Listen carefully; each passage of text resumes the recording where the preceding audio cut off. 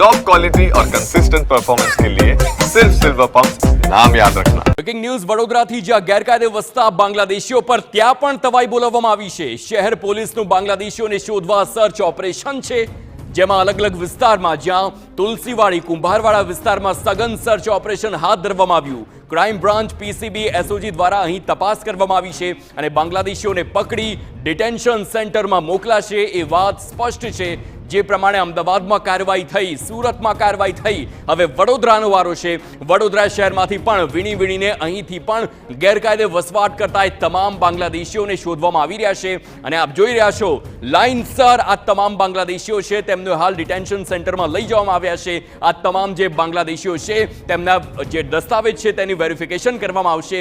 આખરે કેટલા સમયથી તે વડોદરામાં રહી રહ્યા છે, કોણ તેમને લઈને આવ્યું છે, તે ક્યાંથી આવ્યા છે અને કયા રસ્તાથી ગુજરાત સુધી વડોદરા સુધી પહોંચ્યા, આ તમામ જે વિગતવાર આખી માહિતી છે તે આ તમામની લેવામાં આવશે અને હાલ આ બાંગ્લાદેશીઓ વડોદરાથી પણ સામે આવ્યા છે।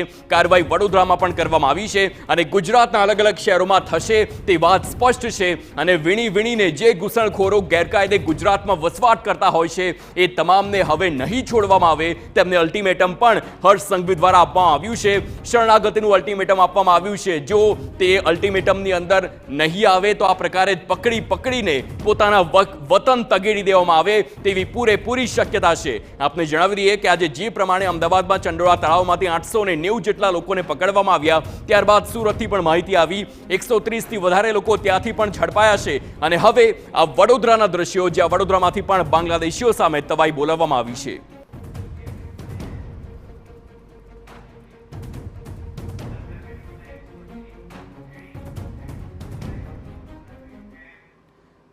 તો વડોદરામાં જે પ્રમાણે તવાઈ બોલાવવામાં આવી છે, સંવાદદાતા અંજલિ ઓઝા સાથે લાઈવ વાત કરીશું। અંજલિ, જે પ્રમાણે હાલ કાર્યવાહી થઈ છે, કેટલા બાંગ્લાદેશીઓ છે તેમને હાલ ડિટેન્શન સેન્ટરમાં મોકલવામાં આવ્યા છે અને આગળ વધુ કાર્યવાહી શું થઈ રહી છે?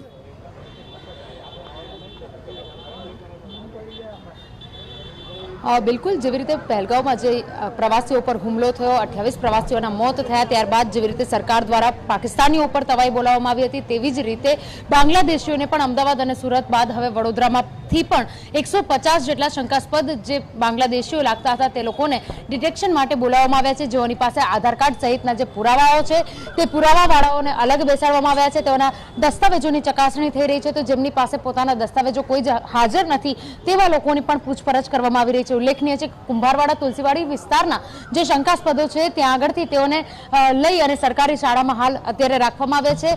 સાથે જ જોઈન્ટ પોલીસ કમિશનર લીના પાટીલ, ડીસીપી ઝોન 4 પન્ના મોમાયા સહિતની જે ટીમ છે તેઓ દ્વારા આ પ્રકારની કામગીરી કરવામાં આવી રહી છે। ઉલ્લેખનીય છે કે 7 જેટલી વિવિધ ટીમો પોલીસ દ્વારા બનાવવામાં આવી હતી અને આ 7 ટીમો દ્વારા અલગ અલગ પોલીસ સ્ટેશનના વિસ્તારો છે જ્યાં આગળ તપાસ કરવામાં આવી રહી છે। જે શંકાસ્પદ લાગી રહ્યા હોય તેવા લોકોને અલગ રાખી અને તેઓના દસ્તાવેજોની ચકાસણી કરવામાં આવી રહી છે। હાલ વડોદરા શહેરના કુંભારવાડા પોલીસ સ્ટેશન વિસ્તારના તુલસીવાડી સહિતના જે વિસ્તારો છે જ્યાં આગળથી જે શંકાસ્પદો દેખાયા હતા તે લોકોને પૂછપરછ કરવાની કાર્યવાહી છે જે તે હાથ ધરવામાં આવી છે। ઉલ્લેખનીય છે કે અમદાવાદ અને સુરતમાં જે પ્રકારે બાંગ્લાદેશીઓ પર તવાઈ બોલાવવામાં આવી તે લોકોને ડિટેક્ટ કરવામાં આવ્યા, તેવી જ રીતે વડોદરામાંથી પણ આ જે બાંગ્લાદેશીઓ છે તે લોકોને અલગ તારવવામાં આવી રહ્યા છે। જેટલા લોકો પાસે દસ્તાવેજો નથી તે દસ્તાવેજો કેમ નથી તે સહિતના સવાલોને લઈને પણ જવાબો માંગવામાં આવી રહ્યા છે અને સાથે સાથે જે દસ્તાવેજો જેમની પાસે છે તેઓ પાસે દસ્તાવેજો ખરા છે કે કેમ તે અંગેની પણ તપાસ હાલ ચાલી રહી છે। જી આભાર અંજલિ, સમગ્ર માહિતી બદલ। તો હાલ 150 જેટલા જે બાંગ્લાદેશીઓ છે તે તમામને હાલ ડિટેક્શન સેન્ટરમાં લઈ જવામાં આવ્યા છે। તમામના વેરિફિકેશનની પ્રોસેસ થશે,